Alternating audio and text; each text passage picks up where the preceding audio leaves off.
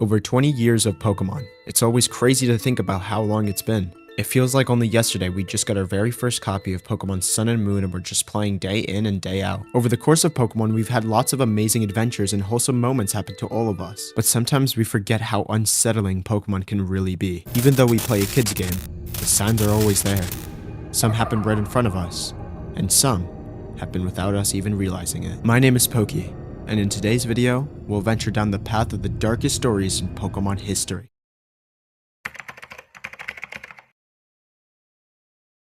In 2013, Pokemon XY was finally released to the public. As always, fans were excited to take on a new adventure with a brand new spin on the game as a whole, that being Mega Evolution. Now, within the story of Pokemon XY, there was nothing that actually came off as strange, as it was just a normal journey, battle the gyms and challenge the evil team and stop their shenanigans. But it's towards the end of the game where things get a lot more weird. Well, let me be honest with you. Weird is an understatement. 8 years ago, a post was made from someone who found something creepy and out of the ordinary within Pokemon X and Y. They went by the name of Hillimer, and they mentioned on Reddit about a mysterious girl that appears in front of you in Lumio City. The clip shows the girl flash the lights and walk up to you saying these lines: "You're not the one." And after the lights return to normal, the scene then ends, right then and there. Not only was this encounter incredibly creepy, but it also felt like a mystery entirely. But nobody could really figure out what had happened or who that person was, since that was it, until a certain point in time. Fast forward to 2014, with the release of Auras, we found the mysterious figure once again. This time, we find her standing inside of Mount Pyre in the Hoenn region.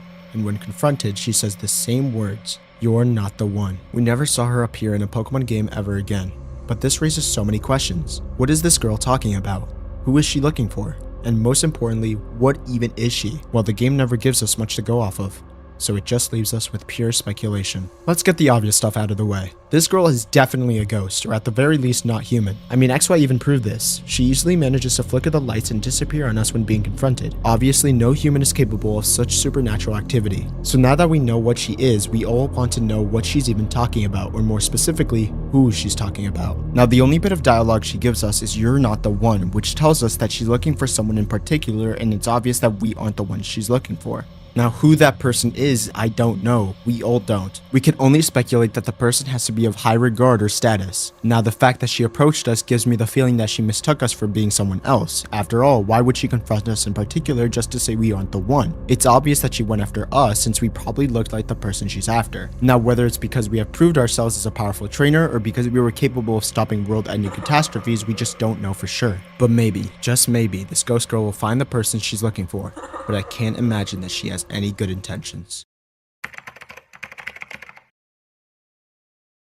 In an episode of Pokemon Generations titled The Old Chateau, we follow a character named Cheryl and her Chansey traveling through Eterna Forest. Now, it's important to note that so far none of the Generations episodes have been out of the ordinary and aren't at all scary, until this episode was finally released on YouTube. The story begins with Cheryl and Chansey needing to take a rest until morning and find an old chateau that they try to use for shelter. But unbeknownst to them, that would mark the end of their journey. They scour the palace and find an odd-looking butler within it. He offers them warm meals to take after their long journey, which they gladly accept. But although this looks like a huge feast for them, it's absolutely nothing in reality. The plates are completely empty and hold nothing in them. They were illusions caused by something, or I should say, someone. Afterwards, it was revealed that the butler was indeed a haunter, and Cheryl and her Chansey ran and ran, but they eventually got swallowed away. But later they wake up on a couch, believing that they're okay, and read a letter while they're there. But that one action summoned a spirit from the palace to appear behind them, and it is pretty clear that right after, they were most likely killed in cold blood. To this day, this was by far one of the darkest episodes in Pokemon history.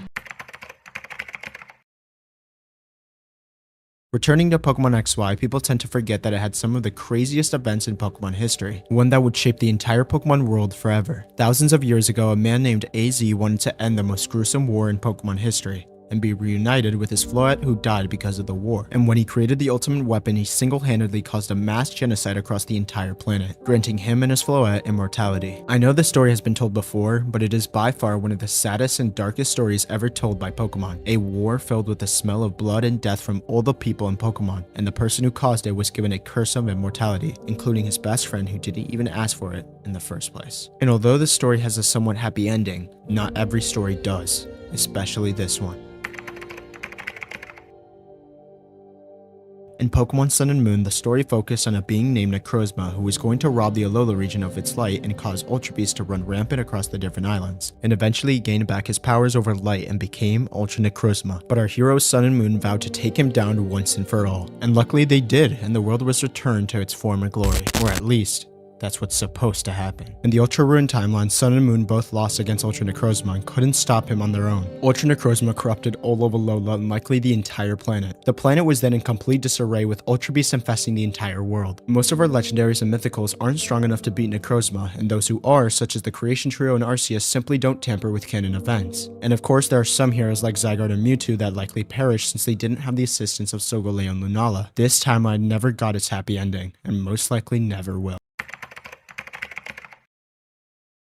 On the topic of Ultra Sun and Ultra Moon, there was even more dark secrets that took place other than the Ultra Ruin timeline. One that took place during the Ghost-type trial. I know, how ironic. The trial was eerie, sure, but it didn't feel any more scary than the previous Ghost-type trial in the regular version of Sun and Moon. Until you finally take a picture of the last Gengar and meet Acerola at the front of the door you're supposed to enter. At first, it was kind of normal until she asks you to leave the trial area and to never return. And after a long back and forth, she begins to scream the words "get out" multiple times over. And after you take a picture of her using Rotom, she disappears and the door opens on its own. Then you proceed to battle and defeat Totem Mimikyu. Now to answer the dying question, was that really Acerola, and if not, who was it? Let's start by quickly eliminating the possibility of it being Acerola, as when you mention it to her she gets chills but doesn't recall anything. But in that case, who was that? Well, the game leads us to believe that it was Mimikyu, and although Mimikyu has never shown to have the abilities to turn into real people, it is able to at least mimic Pikachu, hence the name Mimikyu. Not to mention the butler from the old Chateau episode was actually a haunter impersonating an old man, so a Pokemon being able to mimic a human isn't a new occurrence. This also could be a theory as to what the Ghost Girl truly is. The Ghost Girl could just be someone who's capable of paranormal activity, or a Pokemon themselves, but that's a topic for a future video. I hope you guys enjoyed, and please consider subscribing. That's all Yuki wrote, and I'll see you guys next time.